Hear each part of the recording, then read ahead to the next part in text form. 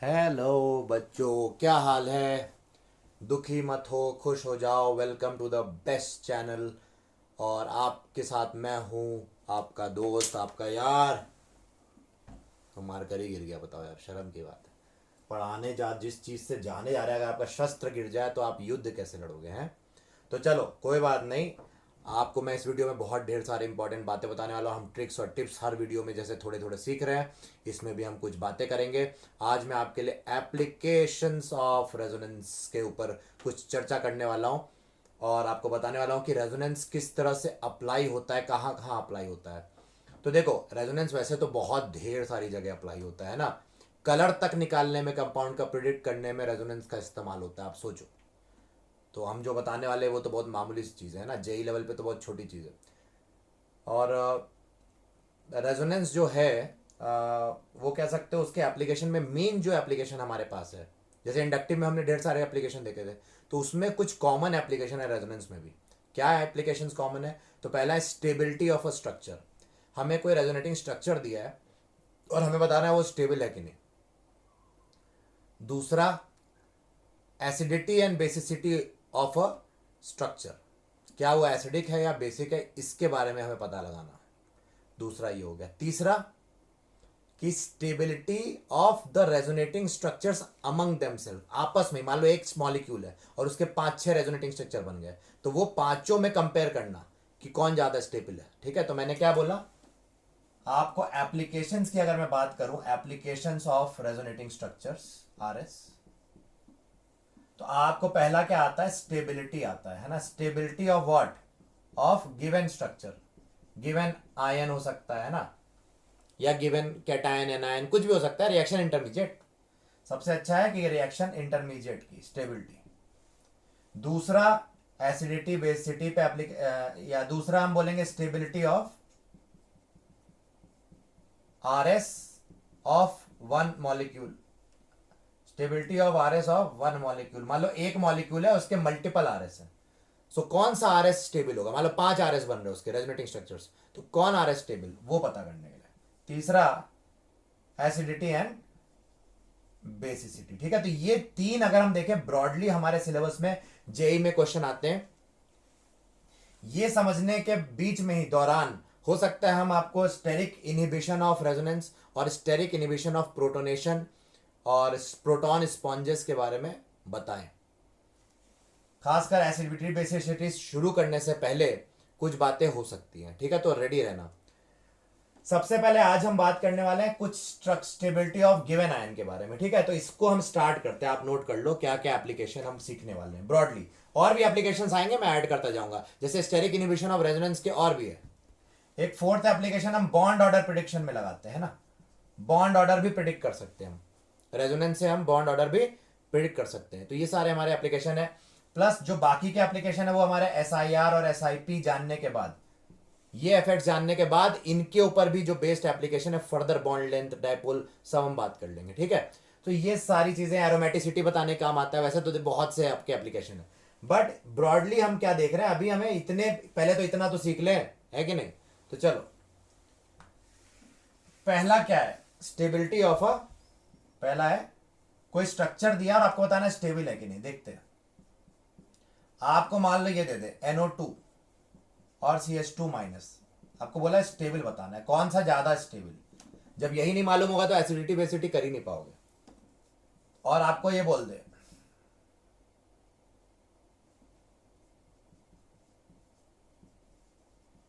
पहले easy case लेते हैं ना भाई, धीरे धीरे प्यार को बढ़ाना है, हद से गुजर जाना है ना। तो हद से गुजरेंगे कब? जब पहले प्यार तो है, प्यार ही नहीं होगा कहां से गुजरोगे है। आधे लड़के पहले ही, सब पहले ही हद से गुजरना चाहते हैं। चलो ठीक है, वो सब बाद में आगे। तो यहाँ नेगेटिव है और यहाँ पे NO2 है, तो आप पहले ना इज्जत इज्जत वाली बात किया करो। NO2 को क्या पसंद है? बेस नहीं पसंद है, क्या पसंद है? डबल बॉन्ड और ये कोऑर्डिनेट बॉन्ड पसंद है। ठीक है, कोवेलेंट एंड कोऑर्डिनेट पसंद है। तो ऐसे हो गया। अब क्या होगा कि आप बताओ, रेजोनेंस, ये नेगेटिव जो है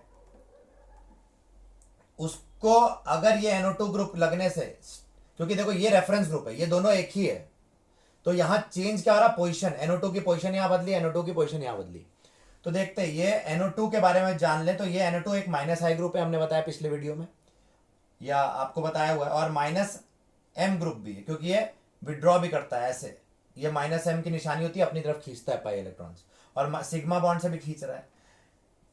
ऑब्वियसली यहाँ सिग्मा इफेक्ट उतना प्रोमिनेंट नहीं है, क्यों? क्योंकि NO2 ग्रुप काफी दूर है, पैरा पोजिशन पे है। इस ग्रुप के रिस्पेक्ट में NO2 पैरा पोजिशन पे है, तो सिग्मा बॉन्ड से इलेक्ट्रॉन आ तो रहे हैं बट ये ना के बराबर, हम बोलेंगे इंडक्टिविटी नेग्लिजिबल है, ठीक है अभी के लिए। फिर भी हम बोल देंगे चलो मान लिया अगर लग भी रहा है तो स्टेबिली प्रोवाइड करेगा, भाई खींच रहा है ना, तो नेगेटिव को क्या कर रहा है? कम। कोई भी चीज नेगेटिव को खींचे तो उसको थोड़ा न्यूट्रल बना रही है, और हर चीज न्यूट्रल रहना चाहती है, तो CH2 माइनस को थोड़ा सा ये न्यूट्रलाइज कर रहा है, ज्यादा नहीं, या नहीं कर रहा है ऑलमोस्ट। क्या ये माइनस M क्या कर रहा है? कर रहा है क्या? हाँ कर रहा है। माइनस M से जब ये खींचेगा, यहाँ देखो मैं ये पहले मिटा देता हूँ ये, तो देखते हैं माइनस M से जब ये खींचेगा, ये पाई इलेक्ट्रॉन जब इधर आएंगे, तो जब यहां से इलेक्ट्रॉन गए तो यहाँ पे क्या चढ़ेगा? पॉजिटिव, है ना। मैं पूरा स्ट्रक्चर नहीं बना रहा, आपको मैंने NO2 बताना सिखाया है सारे रेजोनेटिंग स्ट्रक्चर। आप देख लेना कि ऑर्थो एंड पैरा पोजिशन पे उसमें पॉजिटिव चार्ज चढ़ता था, अगर आपको याद हो कि NO2 के रेजोनेटिंग स्ट्रक्चर्स मेरे वीडियो में है। तो हम हाइब्रिड के तरीके से आइडिया दे रहे हैं कि आप जब ये यहाँ खींचेगा तो इसमें पॉजिटिव आ जाएगा, और जब यहाँ पॉजिटिव आएगा उसको सेटिस्फाई करने के लिए पाई बॉन्ड इधर आएगा इस पॉजिटिव को न्यूट्रलाइज करने, तो इस पॉइंट पे पॉजिटिव आ जाएगा। तो जब यहां पॉजिटिव आ जाएगा तो पॉजिटिव क्या करने लगेगा? इलेक्ट्रॉन खींचने लगेगा ढेर सारा, ज्यादा डेल्टा पॉजिटिव है तो ये इलेक्ट्रॉन खींचेगा अपनी तरफ, तो क्या होगा? नेगेटिव काफी स्टेबलाइज हो जाएगा। पॉजिटिव नेगेटिव बगल में जब भी आप याद रखो स्टेबल हो जाएगा यहाँ पे। तो ये पॉजिटिव डेल्टा पॉजिटिव इसको खींचने लगेगा इलेक्ट्रॉन, क्योंकि पॉजिटिव वो रहना नहीं चाहता, वो इलेक्ट्रॉन विड्रॉ करेगा, इसके पास इलेक्ट्रॉन रिच है, ये इलेक्ट्रॉन डेफिशिएंट, ये खींचेगा, ये ऑब्वियसली इसकी CH2 पे जो नेगेटिव चार्ज है कम हो जाएगा, तो ये खुश हो गया। यानी कि माइनस M यहाँ पे क्या कर रहा है? NO2 का स्टेबल बना रहा है। आप देख सकते हो माइनस M ग्रुप जो रेजोनेंस इफेक्ट है यहाँ पे विड्रॉइंग वाला, वो क्या है? हमें मालूम है रेजोनेंस इज डिस्टेंस इंडिपेंडेंट, मतलब it does not depend on distance. कौन? रेजोनेंस। R इफेक्ट या M इफेक्ट जिसे आप बोलते हो, R इफेक्ट M इफेक्ट एक ही बात है, ये डिस्टेंस पे डिपेंड नहीं करती है, इसीलिए यहां से इसने ताकत लगाई, यहां डेल्टा पॉजिटिव डाल दिया, है ना, मैं रेजोनेंस लगाते हुए। यहां पे देखते हैं तो यहां पे क्या होगा जब ये, चलो मैं ऐसा बना दे रहा हूं आपके खुशी के लिए, जल्दी आपको समझेगा। जब ये पाई इधर आएगा, यहां पे भी माइनस आई हो सकता है, यस माइनस आई यहाँ बेटर होगा क्योंकि NO2 ग्रुप पास है। आपको मालूम है इंडक्टिव इफेक्ट डिस्टेंस डिपेंडेंट है, तो यहाँ पे NO2 ग्रुप पास है, तो ये सिग्मा बॉन्ड से खींच के स्टेबलाइज कर रहा है इसको, तो माइनस आई थोड़ा मोड़ा इससे तो बेटर ये है माइनस आई के। अगर हम माइनस आई की बात करें दोनों में, तो ये ज्यादा स्टेबल बना रहा है क्योंकि पास में रेफरेंस ग्रुप से, और नेगेटिव चार्ज को जल्दी खींचेगा और स्टेबल करेगा। लेकिन अगर हम इसकी माइनस M की बात करें, तो जब ये यहां पे खींचा इसने इलेक्ट्रॉन्स, तो यहां डेल्टा पॉजिटिव चढ़ा, जब इसको स्टेबलाइज करने के लिए पाई बॉन्ड इधर गया तो यहां डेल्टा पॉजिटिव चढ़ा। भैया यहां तो चढ़ा ही नहीं ना डेल्टा पॉजिटिव, हमें तो इधर डेल्टा पॉजिटिव चाहिए, यहां कुछ नहीं चढ़ रहा, मतलब यहां पे नो इफेक्ट, मतलब स्टेबल भी नहीं बना रहा, अनस्टेबल भी नहीं हो रहा उतना।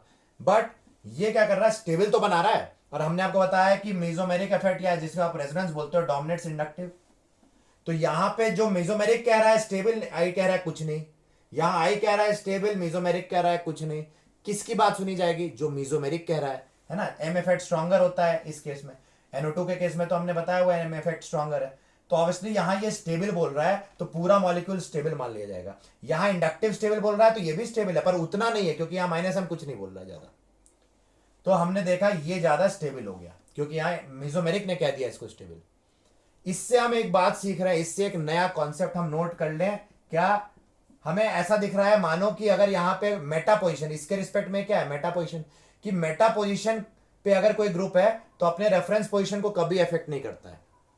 तो हम देख सकते हैं यहाँ डेल्टा पॉजिटिव या डेल्टा नेगेटिव चढ़ेगा ही नहीं, तो हम ये कहते थे, हम रट के लोग रटा देते हैं कि रेजोनेंस या mesomeric effect does not affect Meta position, does not affect Meta position, क्योंकि इसके रिस्पेक्ट में मेटा और यहां पे तो कोई चार्ज चढ़ा नहीं, इफेक्ट ही नहीं हुआ, तो इसलिए बोल देते हैं लोग कि resonance does not affect Meta position. और दूसरी बात, रेजोनेंस एक डिस्टेंस पे डिपेंड नहीं करता है, इंडिपेंडेंट होता है, but inductive effect inductive effect distance dependent है, रेजोनेंस इफेक्ट डिस्टेंस इंडिपेंडेंट है। ठीक है, तो ये बातें आपको याद रखनी, तो आपको उम्मीद करता हूं इस सवाल से स्टेबिलिटी के बारे में पता चला होगा।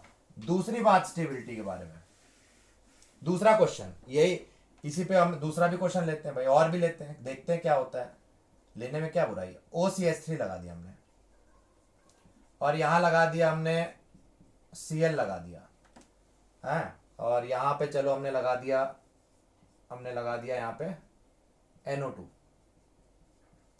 यहां पे हमने फिर CH2 माइनस लगा दिया, यहां फिर CH2 माइनस लगा दिया, यहां भी CH2 माइनस लगा दिया। अब देखते हैं कौन ज्यादा स्टेबल है ना। आपको पूछा जाएगा स्टेबल बताओ।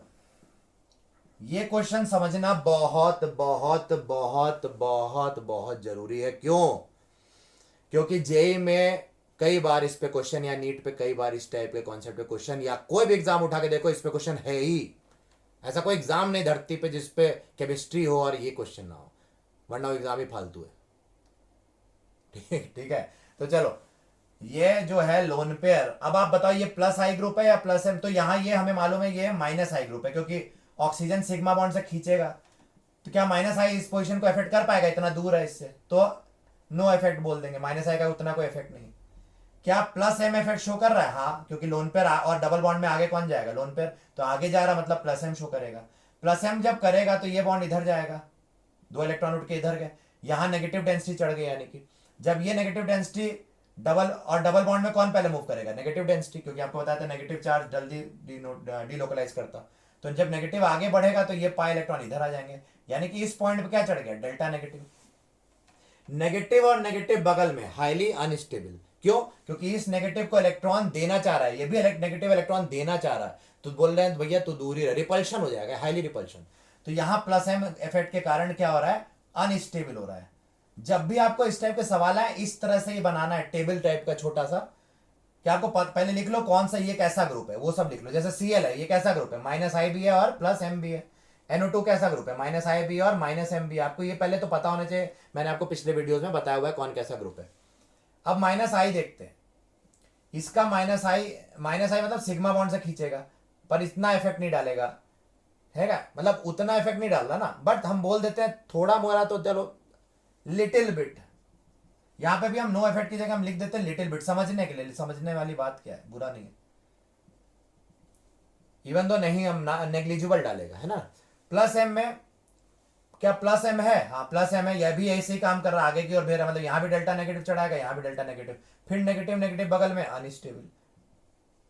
चलो NO2 की बात करें, NO2 क्या करता है? मैंने आपको पिछले केस में बताया था, NO2 को हम ऐसे लिखते हैं हमेशा। तो ये क्या करेगा? माइनस आई से भी लिटिल बिट स्टेबल, मतलब क्योंकि ये खींच रहा है और इसका नेगेटिव कम कर देगा, थोड़ा सा स्टेबिलिटी मतलब ना के बराबर है। और माइनस एम क्या करेगा? माइनस एम जब ये करेगा तो ये माइनस एम से विड्रॉ करेगा, तो यहाँ डेल्टा पॉजिटिव, इस पॉजिटिव को स्टेबलाइज करने के लिए पाई बॉन्ड इधर मूव किया, इस पे डेल्टा पॉजिटिव। पॉजिटिव नेगेटिव बगल में क्या होता है? हमने बताया था हाईली स्टेबल। तो अब बात करते हैं कौन ज्यादा स्टेबल है। पहला प्रायोरिटी, अगर मैं इसको नंबर 1 डाल दूं, इसको 2 डाल दूं और इसको 3 डाल दूं, सबसे ज्यादा स्टेबल आपको दिख रहा है 3, क्योंकि यहां ये तीनों ही कह रहे थे नो इफेक्ट, बट इन तीनों में इसने कह दिया स्टेबल, तो ये वाला सिस्टम ज्यादा स्टेबल हो गया, यानी कि third structure is more stable. Next, अब इन दोनों में हमारा वो कॉन्सेप्ट आएगा जो जस्ट पिछले वीडियो में आपको बताया कि हैलोजेंस के केस में माइनस आई आपको बताया था डोमिनेट करता है किस पे? प्लस एम पे। और OCS3 में तो आपको मालूम है प्लस एम ही डोमिनेट करेगा माइनस आई पे। तो यहां प्लस एम क्या कह रहा है? अनस्टेबल। माइनस आई कह रहा है कुछ नहीं, माइनस आई कह रहा है कुछ नहीं होगा, लिटिल बिट मतलब नो इफेक्ट, और ये प्लस एम कह रहा है अनस्टेबल। तो ये पूरा स्ट्रक्चर क्या मान लिया जाएगा? अनस्टेबल मान लिया जाएगा। तो दिस इज हाईली अनस्टेबल, ठीक है। इसकी बात करें, यहां पे भी तो ये अनस्टेबल कह रहा है सर, लेकिन मैंने आपको पिछले वीडियो में बताया कि हैलोजेंस के केस में माइनस आई डोमिनेट्स प्लस एम, तो यहां माइनस आई जो कहेगा वो सुनी जाएगी। तो माइनस आई क्या कह रहा है यहां पे? लिटिल बिट या नो इफेक्ट, मतलब अनस्टेबल तो नहीं कह रहा ना, बोला नो इफेक्ट। तो बेटर कौन हुआ? ये ज्यादा अनस्टेबल हुआ या ये अनस्टेबल हुआ? अनस्टेबल हुआ ये हो गया, और ज्यादा स्टेबल रिलेटिवली ये हो गया। तो हम बोलेंगे 3 से बेटर, 3 बेस्ट है, सबसे ज्यादा स्टेबल ये, फिर ये, क्योंकि यहां इंडक्टिव कह रहा है नो इफेक्ट या लिटिल इफेक्ट, और ये अनस्टेबल कह रहा है, तो जो इंडक्टिव कहेगा उसकी सुनी जाएगी ना। तो यहां सेकंड स्ट्रक्चर ज्यादा स्टेबल हो गया, यहां इंडक्टिव ने कहा no effect, but plus m ने कह दिया अनस्टेबल, यानी और हमें मालूम है प्लस एम की सुनी जाएगी यहां पे। तो इस केस में प्लस एम ने कह दिया अनस्टेबल, तो मतलब सबसे अनस्टेबल हो गया ये वाला। तो आपको ये ऑर्डर हो गया, third then second then first, ये स्टेबिलिटी ऑर्डर हो गया। हम इस तरह से एनालाइज करते हैं सारे सवाल को, यही सही तरीका है, बाकी सारे तरीके गलत है। कोई और मेथड्स लगवा रहे हो कॉम्प्लिकेट हो सकता है, गलतियां हो सकती है। इस मेथड में गलतियां नहीं हो सकती। तो ये था वेरी इंपॉर्टेंट क्वेश्चन, इसको आप मास्टर कर लेना, क्योंकि ये अकेला ऐसा क्वेश्चन है जो आपके कई सवाल बनवा देगा। ठीक है, तो चलो अब हम आगे जो स्टेबिलिटी का नेक्स्ट एप्लीकेशन जो है स्टेबिलिटी का, वो हम आगे के वीडियो में देखते हैं। ठीक है, तो ये आपको उम्मीद करता हूं समझ में आ गया होगा। एक क्वेश्चन और करा देता हूं। आप बोलोगे यार कैसा आदमी है, दो क्वेश्चन करा के छोड़ दे रहा है, मूर्ख बना रहा है। नहीं, आपको एक क्वेश्चन और करा देता हूं, लास्ट क्वेश्चन समझना अभी के लिए। जैसे हमारे पास ये क्वेश्चन आ गया, हमारे पास यहाँ कार्बन है, इस पे नेगेटिव है, ऐसे गंदा सा दिखने वाला है ना, डरावना। ऐसे सवाल देख के आधे लोग बात छोड़ ही देते, बोलते हैं भैया मत ही अटेम्प्ट करो, 4 नंबर कौन गवाएगा है। तो ये फर्स्ट स्ट्रक्चर मान लो, और मान लो यहाँ फिर नेगेटिव है, और यहाँ पे फिर ऐसे हमने बना दिया, और यहाँ पे हमने फिर ऐसे बना दिया।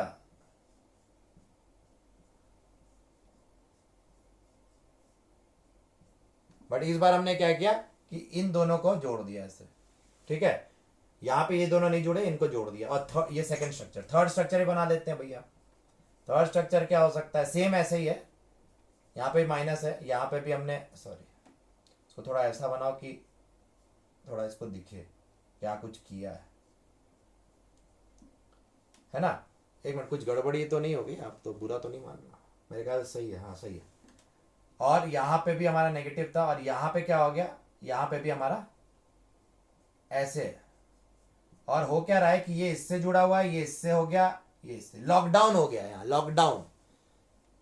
लॉकडाउन 3 चालू है, फर्स्ट सेकंड थर्ड। ठीक है, तो यहाँ थर्ड स्ट्रक्चर में टोटल लॉकडाउन हो गया है। ये रोटेशन यहाँ पे देखो, आपको मालूम है सिग्मा बॉन्ड आसानी से रोटेट कर सकता है, बट यहाँ मैंने क्या किया, इस सिग्मा बॉन्ड जो यहाँ पे सिग्मा, यहाँ सिग्मा, यहाँ सिग्मा, रोटेशन ही लॉक कर दिया। तो यहाँ हम बोलते हैं थर्ड स्ट्रक्चर में क्या होगा, रोटेशन लॉक। अब आपको बताना है कि इसमें बताओ स्टेबल कौन है, बताओ। तो देखो यहां पे रोटेशन लॉक्ड नहीं है, तो अगर ये नेगेटिव के क्या होगा कि ये फिनाइल ग्रुप बड़े बड़े हैं और ये नेगेटिव है, हो सकता है कि इनके बीच रिपल्शन हो जाए, रिपल्सिव फोर्सेस आ जाए थोड़ी सी स्टेरिक हिंड्रेंस के कारण। तो हो सकता है ये प्लेन के बाहर चले जाएं, ये कार्बन जो है या ये फिनाइल ग्रुप प्लेन छोड़ के बाहर चले जाएं अपने आप को स्टेबलाइज करने के लिए, रिपल्शन को मिनिमाइज करने के लिए। तो क्या होगा, अगर वो प्लेन के बाहर चले गए तो क्या होगा, रेजोनेंस की कंडीशन फेल हो जाएगी, मतलब वहां रेजोनेंस उतना नहीं हो पाएगा, क्योंकि रेजोनेंस के लिए प्लेनर स्ट्रक्चर होना चाहिए, एक ही प्लेन में होने चाहिए सारे एटम। यहां पे अगर एक भी फिनाइल रिंग के बाहर गया, मान लो ये घूम गया और ये प्लेन के बाहर गया, एक भी फिनाइल रिंग, तो रेजोनेंस यहां घट जाएगी। तो हम बोलेंगे यहां पे रेजोनेंस होने की संभावना क्या है, probability of resonance is less. यहां पे देखें तो यहां पे एक तरफ तो आपने लॉक कर दिया है, तो यहां सबसे कम थी, यहां पे भी रेजोनेंस कम हो सकती है, बट उसकी संभावना अब कम हो गई, क्योंकि यहां रेजोनेंस अब ज्यादा होगी। क्यों, क्योंकि आपने ये वाला यहां से ये रोटेट नहीं कर सकता, क्योंकि आपने यहां से इसको लॉक कर दिया है। तो क्या होगा, अगर वो रिपल्शन के कारण ये बॉन्ड्स घूमना भी चाहेंगे तो नहीं घूम पाएंगे। ये बॉन्ड भले ही जा सकते हैं, पर ये भी नहीं उतना घूमेगा। तो यहां रेजोनेंस क्या हो रही, कम, मतलब कम है, पर यहां इतनी कम नहीं है जितनी यहां ज्यादा कम है। यहां रेजोनेंस नॉर्मल है, जितनी होनी चाहिए उतनी है। क्यों, क्योंकि यहां लॉकडाउन है, लॉकडाउन में आप घर से बाहर नहीं निकल सकते, ये मॉलिक्यूल भी उसी तरह रोटेट घूमने नहीं जा सकता जैसे आप नहीं घूमने जा सकते। तो ये मॉलिक्यूल घूम नहीं सकता, तो क्या होगा, घूमेगा नहीं तो क्या होगा बताओ, रेजोनेंस होगी, कोई प्लेन के बाहर नहीं जा पाएगा। जब प्लेन के बाहर नहीं जाएगा तो कूद कूद के रेजोनेंस हो रही है ना, तो भाई कूद कूद के यहां रेजोनेंस होगी। तो ये सबसे ज्यादा स्टेबल, यानी कि थर्ड स्ट्रक्चर में रेजोनेंस ज्यादा। आपको बताया था stability directly proportional to resonance, तो मोर द रेजोनेंस, यहां ज्यादा रेजोनेंस की संभावना, यहां थोड़ी कम, यहां और कम। ठीक है, तो यहां पे ऐसे सवाल भी आते हैं, ये याद रखना कि स्टेबिलिटी ऑफ रेजोनेटिंग स्ट्रक्चर्स पे क्वेश्चन पूछते हैं, तो इस तरह से पूछ सकते हैं। ठीक है, चलो थैंक यू सो मच। मुझे मालूम है आप लोग मेरे साथ, जो लोग यहां अभी तक यहां तक पहुंच गए हो, अगर आप शुरू से लेकर, तो आप मेरे जर्नी पे आ चुके हो। आप खुद से नहीं, आपको यहां भेजा गया है। किसने भेजा, जो आपको हेल्प करना चाहता है उसने भेजा। और कहाँ भेजा, जो आपकी हेल्प करना चाहता है वहां भेजा। तो आप एकदम सही जगह आए हो। आप अपने ऊपर भरोसा करो, मेरे पे भरोसा करो, और उस पर भरोसा करो जिसने आपको यहाँ भेजा है। चलो thank you so much, have a great day, enjoy, share करो, सबका भला करो। Thank you.